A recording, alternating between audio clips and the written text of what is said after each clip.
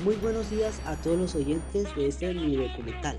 Mi nombre es Einer Santiago y con mi compañero Camilo vamos a hablar sobre Jorge Eliezer Gaitán y el Bogotazo ocurrido tras su muerte. Vamos a hablar un poco sobre el contexto histórico y su legado de la muerte y vida de Gaitán, además de su legado político y social que nos dejó en el país.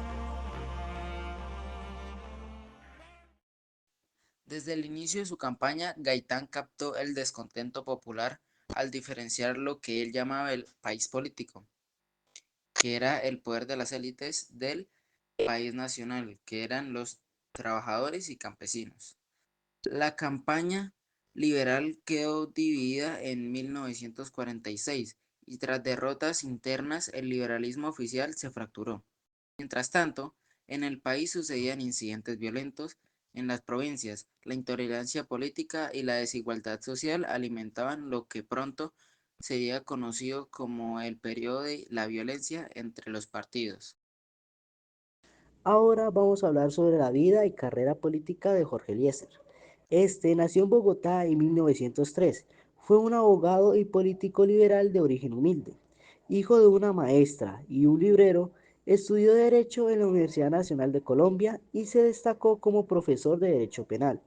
En su breve pero intensa trayectoria ocupó varios cargos públicos, como rector de la Universidad Libre, alcalde de Bogotá, ministro de Educación y de Trabajo, además de ser congresista nacional. Por su capacidad oratoria y defensa de los más pobres, fue apodado el caudillo del pueblo. Su figura representaba la esperanza de muchos obreros y campesinos frente a los círculos tradicionales de la política. Gaitán ganó renombre como orador defensor de causas populares. Por ejemplo, durante el debate sobre la masacre de trabajadores del banano en 1928, también conocido como la masacre de las bananeras, planteó la necesidad de proteger a los obreros frente a las grandes compañías.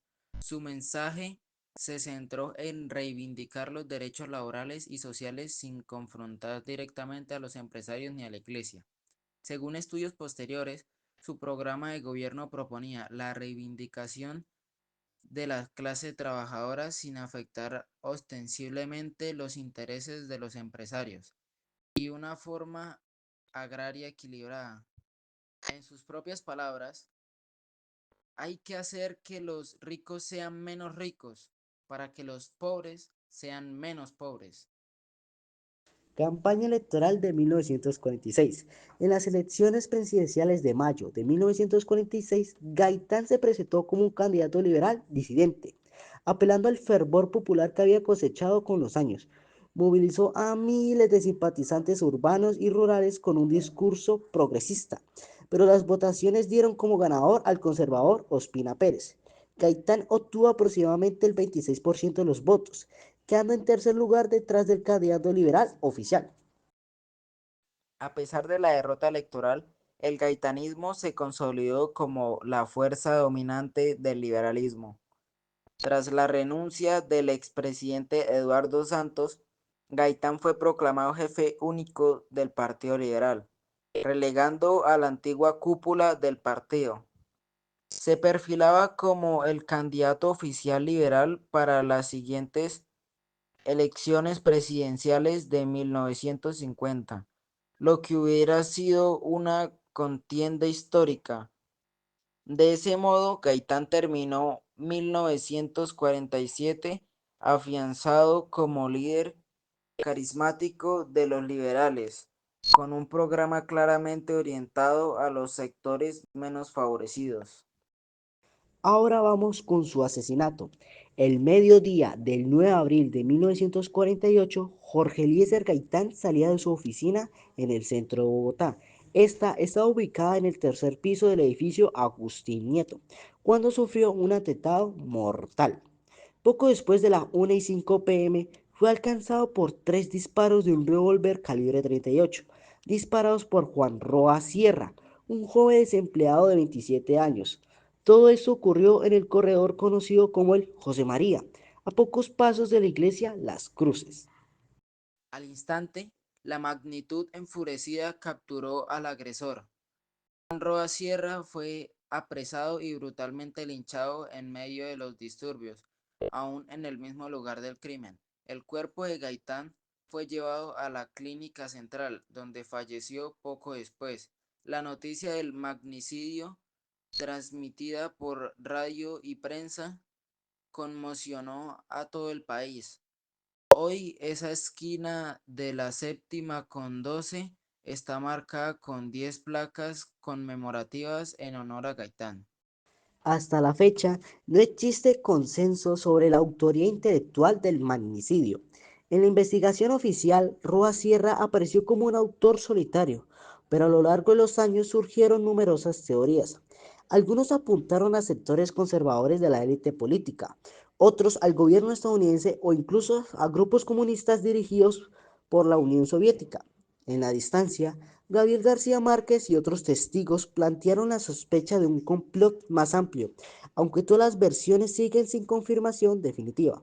Lo cierto es que con el crimen de Gaitán se cortó de tajo la carrera política de un líder cuya candidatura presidencial de 1950 ya estaba asegurada para irse al gobierno presidencial.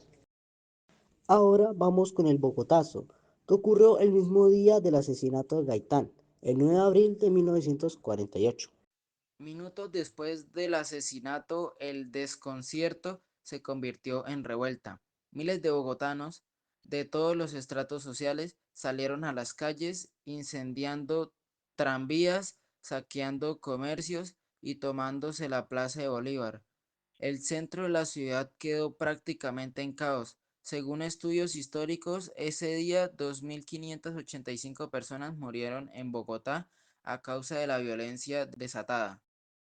La represión gubernamental fue inmediata, pero insuficiente. En todo el año se calcula que murieron alrededor de 48.000 colombianos en actos violentos relacionados con el conflicto bipartista.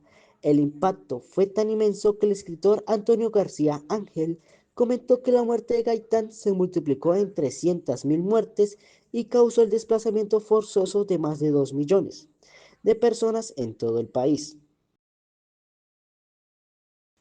Ahora sus consecuencias sociales y políticas a lo largo de la historia.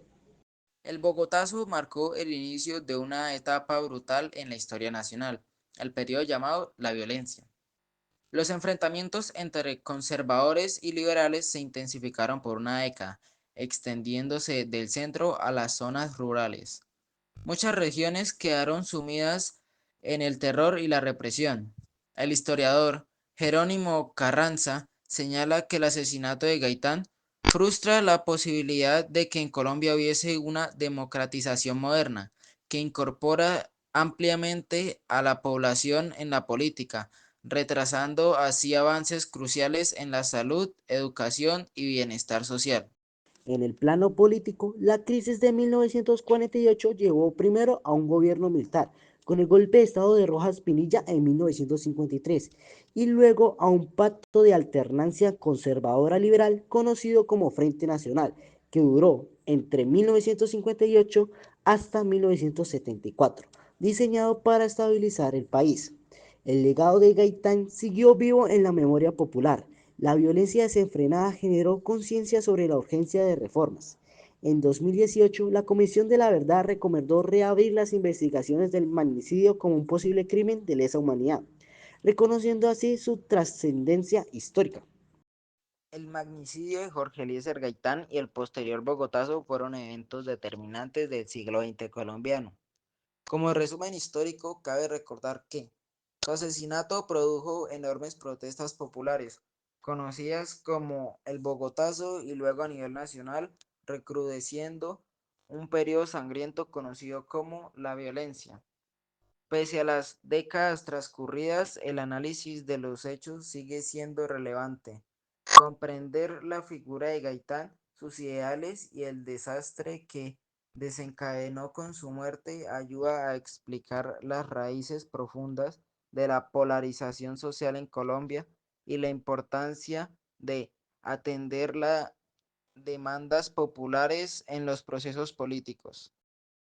Muchas gracias a todos por escuchar este mini documental sobre los antecedentes, la vida, la muerte y el legado que nos dejó Jorge Eliezer Gaitán. Muchas gracias.